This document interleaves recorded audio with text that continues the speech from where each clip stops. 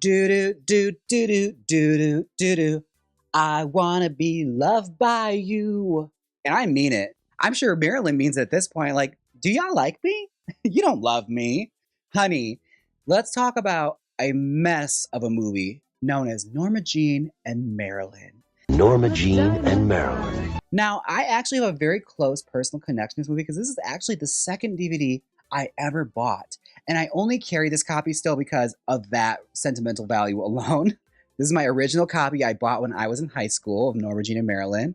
There's Ashley Judd and Mira Sorvino playing dual roles as Marilyn Monroe. Ashley Judd plays Norma Jean, and Mira Sorvino is Marilyn. Let me just say, one of these actresses is doing some heavy fucking lifting when it comes to carrying this movie, okay? It could have just been a one actress kind of movie. The stuntiness of having two actresses play the same character, I get why they did it. And eventually other movies would do this to like much better success, like I'm Not There, the Bob Dylan movie. That was a very good example of this.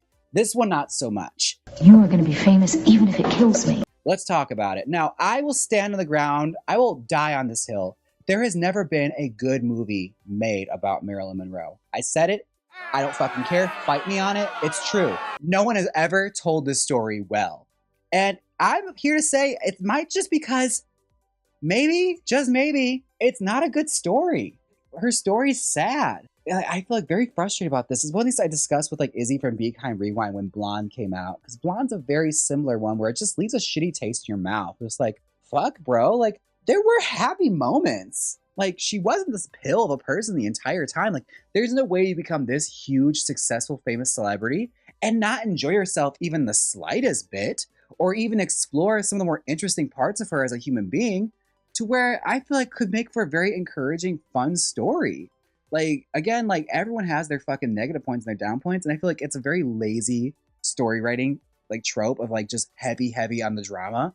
And this one is the biggest perpetrator of this. Like, aside from Blonde, like the recent Blonde movie, not the one with Poppy Montgomery, which is also a big piece of shit. But aside from the recent Blonde, this was the worst one. Like, Blonde 2000 whatever managed to do something I never thought possible. It was worse than this. Like, this is a piece of shit. Like, it truly is. Again, like, it's a bad movie. What do you think, Norma Jean? And I feel bad because there's very, very good performances just dying to get something interesting to do. And that's not saying they didn't have very interesting things happening in this movie. It's just so camp and so overdone and just downright fucking disrespectful to who their source material is about. It's one of those things where I watch a lot of films about Marilyn Monroe, and I just can't help but think to myself, like, why did you guys want to make a movie about her? Because it kind of seems like you don't like her. Like, why are you talking about me if you don't like me? Like, that's where I get from this. It's like, show some fucking respect, dude. Like, she was interesting. Like, you forget, she was a woman that won, like, a landmark lawsuit with her studio to, like, get script approval and director approval, which was unheard of at that time. Like, she had very happy, triumphant moments in her life. And the way they portray them in these films, especially with this one, is like, you're telling me she didn't have one happy moment doing Gentlemen Prefer Blondes or 7 Year Itch? Like, it all was just traumatic. It's all just like trauma after trauma after trauma being piled onto this woman. Like, bullshit. Bull fucking shit. Okay, like, she smiled. She had a good time. Like, let's explore some different shit for a change. Like, I get her story is very, very tragic.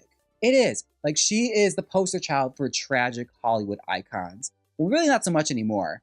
Most people don't know who the fuck she was or what her movies were or even who she was really as a person anymore. Like, Marilyn Monroe is a brand. She's essentially a brand of clothing. She's a logo you slap on like Gucci at this point. Like, most people don't know a movie and can't name a movie. And if they did, it's probably one of her comedies that people talk about all the time. But her as a person and her personal life seldomly gets talked about anymore, which honestly, I think is probably for the best. I truly do, because it's some of the most least interesting things about her. There are some actors that will pop into this that you'll just be shocked to see. Like, we got people from American Horror Story. We got like lots and lots of character actors from like the 90s pop up in this HBO joint. And this is one of the very first of like HBO pumped some money into this thing, especially on who they got to the star in it. Like, Ashley Judd and Mira Sorvino were like top of the tops as far as like actresses go. Like, they were the most fuckable box office actresses at that point. Like, Ashley Judd, of course, prodigy from the Judd family. I'm going to be so damn famous, Eddie, no one will ever be able to touch me. Everyone was looking at her like she's the hot young actress. And she fucking kills it in this. Like, I gotta say, it kind of reminds me of her part in the Yaya Sisterhood. It's very similar to that, the way she approaches it. Like, her Norma Jean is hard-boiled and is a very interesting film noirish kind of character. Like, the way she plays her with such a parodic edge, you're gonna be obsessed. And honestly, I would have been far more interested to see her portray Marilyn Monroe. Like, cross over into that genre of being Marilyn, like that persona. When the Marilyn persona enters is after a plastic surgery sequence, which, like, there's one line that always stuck with me where they talk about Ashley Judd, who's like the poster child of fucking beauty. Like, she's so pretty. But you hear a surgeon just like, she's got a nose like a baked potato. She's got a nose like a baked potato. Stupid shit like this. It's just like, yes, she did have surgery. Marilyn had surgery.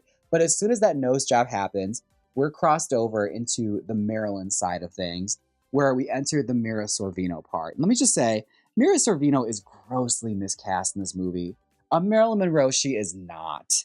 Like, abso-fucking-lutely not. And I understand why they cast her, because, again, she had just won an Oscar for Mighty Aphrodite, so she was hot shit at this point. I think, like, the other thing she had done was, like, Phantoms or Mimic or something. Like, she was in one of those, like, low-grade horror films, and her career essentially was going to go on a decline because of the Weinstein shit. But again, like, she had a good trajectory going, and again, another Nepo baby, like Paul Sorvino's daughter. And this movie probably seemed like a very fun, exciting challenge. But I don't understand the stunt casting with this. I truly don't. Like, she doesn't bring anything to the table as far as Marilyn Monroe is concerned, and it's kind of like a very sad impersonator, like a bad drag queen doing Marilyn. It's kind of what it feels like watching her do it. I'd have rather a drag queen done it. At least it would have been more fun and more camp. Because the movie's very fucking camp and doesn't realize just how campy it is. Like, it's so earnest in its camp, and that's how I think it kind of gets entertaining. It falls over to an edge where it's like, so bad, it's good.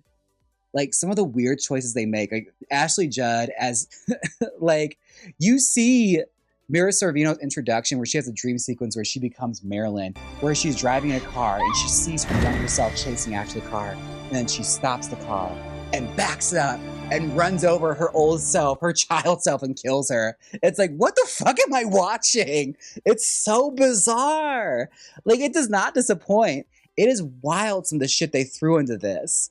Also, we have to talk about it. What's with Marilyn Monroe being a schizophrenic? What? When was that ever documented that she was fucking schizo? Because that's what you get from this. Is like, she will argue with her old self. Like, she argues with Norma Jean in a fucking mirror. Just like, you don't know anything, Norma Jean. I'm not you anymore. I'm Marilyn. It's like so bad. Only it's Mira Sorvino doing it. And Mira Sorvino has like an affection in her voice where it's just like, you know, it kind of just sounds like Romy Weinberger doing Marilyn Monroe, where it has like that strange accent ting to it. You're ignorant. You have no class. No, that's you. I'm Marilyn. It's hard to describe, but you watch it, like, once you hear it, you can't unhear it. Like, she has a Baltimore accent. Like, what's going on? Oh, no. Joe DiMaggio. Like, that bitch hates to see an O coming. But I digress. Like, there's many things they explore in this. Like, we go through almost all of her marriages and all of her relationships, and it's spent like 3 minutes on it. They're like, that's great. It fucking sucked. She divorced them. Let's move on. Let's add some more trauma. Like, and then she moved and she didn't enjoy it. Like, every single time. Like, no happiness whatsoever in this woman's life, apparently. All you care about is hanging out with your dim-wit pals, sitting around burping and farting and scratching their balls. And what I did like about it is, like, it explored the ambiguousness of her death. Like, I'm not a Marilyn Monroe truther in any way, but I do like that they paid lip service to that, because it was a very, very hot button topic, especially at this point in time where people were really opening up that case and seeing if there was anything more to explore there. And they do leave it pretty open. Like, again, like, it's left up for interpretation.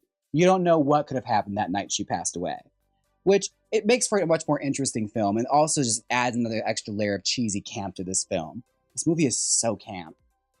And I must say, as far as attention to detail goes in the costumes, like, it's very good for a period piece. Like, they did their homework.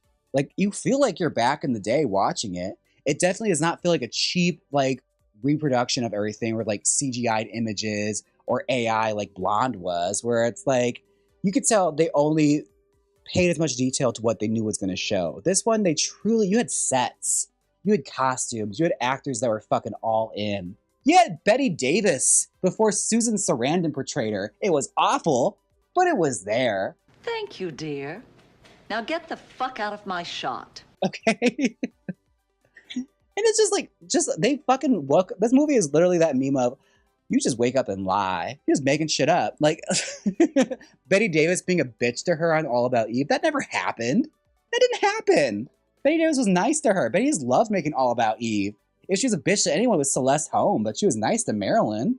Like, it was crazy. They just make shit up. But it's like, it's one of those, like, it reminds me, if anything, of the Notorious Betty Page, where it's just like, we don't really have a whole lot to go on here. So we're just going to add some shit to like sensationalize it and make for an entertaining movie.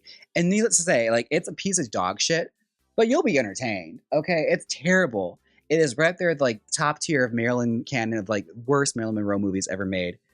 Like, you could do a whole list of just some of the worst ones. Like, this one was right up there. But again, I only keep this because of sentimental value. She's beaten up, but I bought this at Blockbuster when I was in my freshman year at high school. Like, I had to have my parents with me to buy it. I was not allowed to buy it. But yeah, get into Miss Norma Jean and Marilyn. I don't know where it's streaming. It might be on HBO. I don't know if HBO even wants it anymore. It's probably somewhere. If any, Tubi probably got it. All right. Maybe it's bootleg somewhere, but definitely check it out. It'll make you howl. It's so dumb. It's definitely not Mira Sorvino's finest hour, but that's fine. That's why we have Romeo and Michelle. Where's that bun? And Ashley Judd, it will surprise you. Like, you can see there's a fucking actress hiding down there. Like, she's really good. Like, she honestly carries this movie on her back and could have played both parts. I think she could have pulled it off. She had the range. She has the range, okay? Get into Norma Jean and Marilyn. It's fucking dumb, but it's my first of recommending a dumb movie for you. If you want someone to, like, howl at and not take too seriously, take with a grain of salt. It's a pack of lies. Like, very, like, the most truthful thing you're going to find in this movie is that there was someone named Norma Jean and someone named Marilyn. That's where the truth ends. But get into it. Let me know what you guys think. I'm interested to read the comments on this one because, you know, I'm a Marilyn fan. And I think there is truly a Marilyn Monroe movie out there that could be good. It's just someone's got to challenge themselves to get past the tropiness of it all. Like, stop being fucking lazy and tell us a new story. Like, we got a good story there. Be fucking brave and tell it. All right? Get into it. Let me know what you guys think, and I'll catch you all in the next one. All right? Bye! So now, instead of trying to cook spaghetti, you're gonna try to make matzo balls. They're harder, you idiot. Well, it's over now. Click my next YouTube video. Like, comment, and subscribe.